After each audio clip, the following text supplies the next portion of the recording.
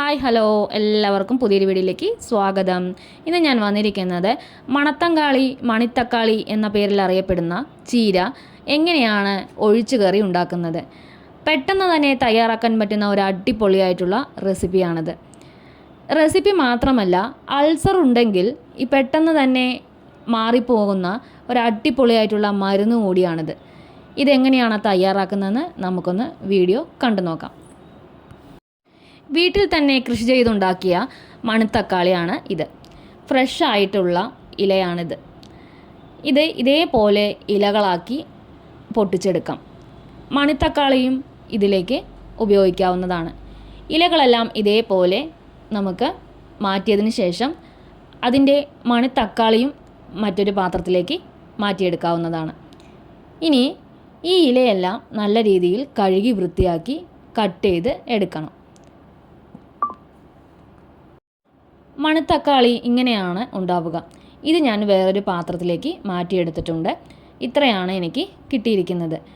ഇതും മാറ്റി വെച്ച് നമുക്ക് ആ ഇലകളെല്ലാം ചെറുതായി കട്ട് ചെയ്ത് എടുക്കാം. ഇപ്പം ഞാനിതെല്ലാം കട്ട് ചെയ്ത് എടുത്തിട്ടുണ്ട്. കട്ട് ചെയ്തതിന് ശേഷം കഴുകരുത്, അതിന് മുൻപേ കഴുകിയെടുക്കുക. ഇപ്പോൾ നമുക്കിത് അരപ്പ് തയ്യാറാക്കണം. അതിനായി ചെറിയുള്ളി ഒരു 50 ഗ്രാമോളം എടുത്തിട്ടുണ്ട്.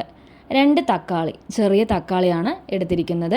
ഇനി ഇതിലേക്ക് ചേർത്ത് കൊടുക്കേണ്ടത് ഉലുവ, ഒരു 1/2 സ്പൂണോളം ഉലുവ ഇതിലേക്ക് ചേർത്ത് കൊടുക്കുക. ഇനി തക്കാളി ഞെട്ടിയെല്ലാം കളഞ്ഞ് കട്ട് ചെയ്ത് ഇതിലേക്ക് ചേർത്ത് കൊടുക്കാം. തേങ്ങ ചേർക്കാതെ കറി ഉണ്ടാക്കുന്നത് കൊണ്ട് തന്നെ ഒരാഴ്ച വരെയെങ്കിലും കേടുകൂടാതെ സൂക്ഷിക്കാൻ പറ്റുന്ന ഒരു കറിയാണ് ഇത്. അല്പം ചൂടാക്കിയാൽ നമുക്ക് ഒരാഴ്ച വരെയും ഇത് എടുത്തു വയ്ക്കാൻ പറ്റും. ഈ രീതിയിൽ നമുക്ക് അരപ്പ് അരച്ചെടുക്കേണ്ടതുണ്ട്. ഇനി ഇതിനാവശ്യം പുളിയാണ്. ചെറിയ തക്കാളിയുടെ വലുപ്പത്തിലുള്ള പുളി വെള്ളത്തിൽ കുതിർത്തി വയ്ക്കാം. ഇതേപോലെ ഒന്ന് കൈകൊണ്ട് ഇളക്കി കൊടുത്ത് കുതിർത്തി വയ്ക്കണം. ഇനി നമുക്കൊരു ചട്ടി അടുപ്പത്തോട്ട് വെച്ച് ആവശ്യത്തിന് എണ്ണ ഒഴിച്ചു കൊടുക്കുക. അതിലേക്ക് കടുകും ചേർത്ത് കൊടുക്കാം. കടുക് നല്ല രീതിയിൽ പൊട്ടി തുടങ്ങുമ്പോൾ മണിത്തക്കാളിയുടെ ഇല ആദ്യം നല്ലതുപോലെ ഒന്ന് വഴറ്റിയെടുക്കണം. ഇത് നല്ല രീതിയിൽ ഒന്ന് വാടി വരുമ്പോൾ ഇതിലേക്ക് മണിത്തക്കാളിയും കൂടി നമുക്ക് ചേർത്ത് കൊടുക്കേണ്ടതുണ്ട്. ഒരു 5 മിനിറ്റോളം നല്ല രീതിയിൽ ഒന്ന് ഇളക്കി കൊടുത്തിട്ട് മാത്രം മണിത്തക്കാളി ചേർത്ത് കൊടുക്കുക. ഇതും അതേപോലെ ഒരു 5 മിനിറ്റ് നല്ല രീതിയിൽ ഒന്ന് വഴറ്റി കൊടുക്കണം. ഇപ്പോൾ 5 മിനിറ്റ് കഴിഞ്ഞിട്ടുണ്ട്. ഈ പരുവത്തിലാണ് നമുക്കിത് കിട്ടേണ്ടത്. ഇനി ഇതിലേക്ക് നമുക്ക് പൊടികൾ ചേർത്ത് കൊടുക്കാം. 3 സ്പൂണോളം മല്ലിപ്പൊടിയാണ് ഞാനിതിലേക്ക് ചേർത്ത് കൊടുക്കുന്നത്. 1 സ്പൂൺ മുളക് പൊടി നിങ്ങളുടെ എരിവിനനുസരിച്ച് ചേർത്ത് കൊടുക്കുക. 1/4 ടീസ്പൂൺ മഞ്ഞൾപ്പൊടി.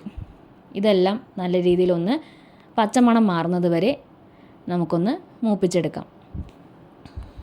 പൊടികൾ ചൂടാക്കിയെടുക്കുമ്പോൾ എപ്പോഴും ലോ ഫ്ലെയിമിൽ വെച്ച് വേണം ചെയ്യാനായിട്ട്. അല്ലെങ്കിൽ പെട്ടെന്ന് കരിഞ്ഞു പോവുകയും കറിയുടെ രുചി അങ്ങ് മാറിപ്പോവുകയും ചെയ്യും. അതുകൊണ്ട് തന്നെ ലോ ഫ്ലെയിമിൽ വെച്ച് ചെയ്യുക. ഇനി ഇതിലേക്ക് നമ്മൾ ചേർത്ത് കൊടുക്കേണ്ടത് അരപ്പാണ്. തക്കാളിയും ചെറിയുള്ളിയും ഉലുവ എല്ലാം ചേർത്ത് അരച്ച അരപ്പ് ഇതിലേക്ക് ചേർത്ത് കൊടുത്ത് അത് നല്ലതുപോലെ ഒന്ന് ഇളക്കി കൊടുക്കാം. അതിൻ്റെ ഒരു പച്ചമണം അങ്ങ് മാറിപ്പോയതിന് ശേഷം ഇതിലേക്ക് പുളി വെള്ളം ചേർത്ത് കൊടുക്കേണ്ടതാണ്. പുളിവെള്ളം ഒഴിച്ചു കൊടുത്തതിന് ശേഷം അല്പം വെള്ളം കൂടി ഇതിലേക്ക് ഒഴിച്ചു കൊടുക്കണം. ജാറ് കഴുകിയ വെള്ളം ഇതിലേക്ക് ഒഴിച്ചു കൊടുത്താൽ അത്രയും നല്ലത്. ഇനി ഇതിലേക്ക് 1 സ്പൂണോളം ഉപ്പ് ചേർത്ത് കൊടുക്കണം. നല്ലതുപോലെ ഒന്ന് ഇളക്കി കൊടുത്തതിന് ശേഷം കല്ലുപ്പ് 1 സ്പൂൺ ചേർത്ത് കൊടുക്കുക. അതാണ് ശരീരത്തിന് ഏറ്റവും നല്ലത്. ഇനിയും വെള്ളം നമുക്ക് ഒഴിക്കണമെങ്കിൽ ഒരു ഗ്ലാസ് വെള്ളം കൂടി ഇതിലേക്ക് ചേർത്ത് കൊടുക്കാവുന്നതാണ്. ഇപ്പോൾ നല്ല രീതിയിൽ ഒന്ന് ഇളക്കി അടച്ച് വെച്ച് ഒരു 5 മിനിറ്റ് നല്ല രീതിയിൽ തിളപ്പിച്ചെടുക്കണം. ഇപ്പോൾ നല്ല രീതിയിൽ തന്നെ കറി തിളച്ച് വന്നിട്ടുണ്ട്. അപ്പോൾ നമ്മുടെ സ്വാദിഷ്ടമായ മണിത്തക്കാളി ഒഴിച്ചു കറി ഇവിടെ റെഡി ആയിട്ടുണ്ട്. നിങ്ങളും ഇതേപോലെയാണോ ട്രൈ ചെയ്തതെന്ന് കമൻറ്റ് ബോക്സിൽ കമൻറ്റ് ചെയ്യാനും മറക്കരുത് കേട്ടോ. വായ്പുണ്ണ് മാറാനും കുടൽ പുണ്ണ് അതേപോലെ തന്നെ വയറിലുള്ള പുണ്ണ് ഇതെല്ലാം മാറാനായി ഏറ്റവും നല്ല മരുന്ന് ഏതാണെന്ന് ചോദിച്ചു കഴിഞ്ഞാൽ മണത്തങ്കാളി ഇലയാണ്. ബെസ്റ്റ് മരുന്നാണ് കേട്ടോ. നാടൻ മരുന്നാണ്. അതുകൊണ്ട് തന്നെ നമ്മുടെ വയറിനും ഒരു കേടില്ലാതെ ഇത് നമുക്ക് കഴിക്കാൻ പറ്റും. അപ്പോൾ നിങ്ങളും ഇതേപോലെ ഒന്ന് ട്രൈ ചെയ്ത് ഇതിൻ്റെ ഫീഡ്ബാക്കുകൾ കമൻറ്റുകളായി അറിയിക്കുക. താങ്ക്